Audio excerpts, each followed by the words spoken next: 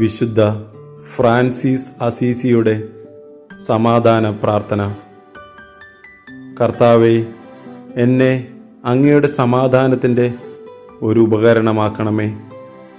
വിദ്വേഷമുള്ളിടത്ത് സ്നേഹവും, ദ്രോഹമുള്ളിടത്ത് ക്ഷമയും, സന്ദേഹമുള്ളിടത്ത് വിശ്വാസവും, നിരാശയുള്ളിടത്ത് പ്രത്യാശയും, അന്ധകാരമുള്ളിടത്ത് പ്രകാശവും, സന്താപമുള്ളിടത്ത് സന്തോഷവും ഞാൻ വിതയ്ക്കട്ടെ.